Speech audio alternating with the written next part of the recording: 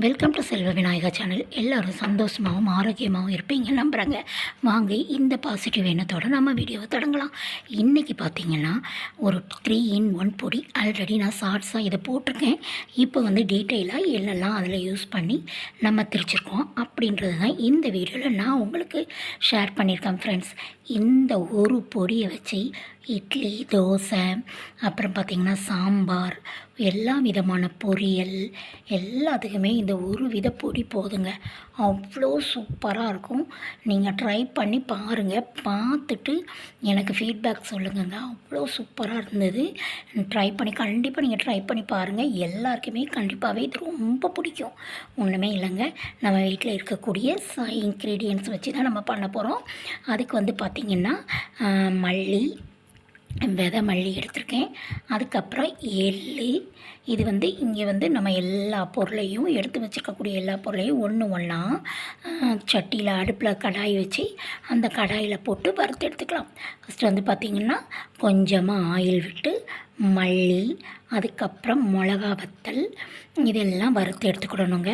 ஏன்னா மிளகா வத்தல் வெறும் சட்டியில் போட்டோன்னா நல்லா வறுப்படாது, கொஞ்சம் ஒரு மாதிரி கமரும். அதெல்லாம் வறுத்து எடுத்துக்கிடணும். அடுத்து பார்த்திங்கன்னா உளுந்தம்பருப்பு, அதையும் வறுத்து எடுத்துக்கிடணும். அப்புறம் எள்ளு, பொட்டுக்கடலை, கொஞ்சம் நிலக்கடலை, அதுக்கப்புறம் ஜீரகம், மிளகு, துவரம்பருப்பு, கடலைப்பருப்பு இதெல்லாம் போட்டு தனித்தனியாக வறுத்து நம்ம பிளேட்டில் வச்சு ஆற வச்சுக்கலாம்.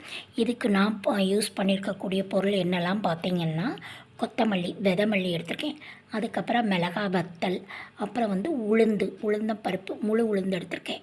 அதுக்கப்புறம் எள்ளு எடுத்திருக்கேன், கொஞ்சம் கடலைப்பருப்பு, அப்புறம் பொட்டுக்கடலை கொஞ்சம் எடுத்திருக்கேன்.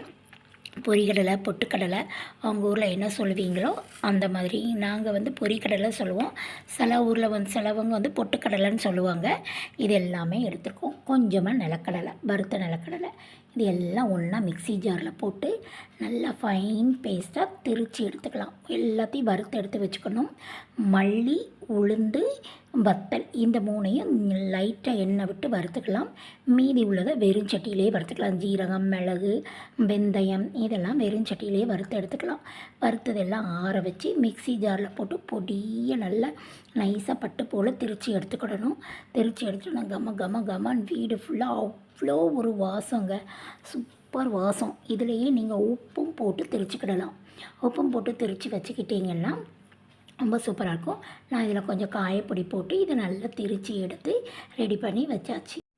இப்போ இந்த ஒரு பொடியை திரித்து முடித்தோடனே வீட்டில் சாம்பார் வச்சு அந்த சாம்பாருக்கு இந்த பொடியை போட்டோங்க. செம்ம சூப்பராக இருக்குது பாருங்கள், கலர்ஃபுல்லாக. இது சாம்பார் மட்டும் இல்லைங்க, பொரியல் எல்லாத்துக்குமே யூஸ் பண்ணிக்கலாம். நீங்களும் உங்கள் வீட்டில் ட்ரை பண்ணி பார்த்துட்டு எப்படி இருக்குங்கிறத எனக்கு கமெண்ட் பாக்ஸில் கமெண்ட் பண்ணுங்கள் ஃப்ரெண்ட்ஸ். Thank you, take care.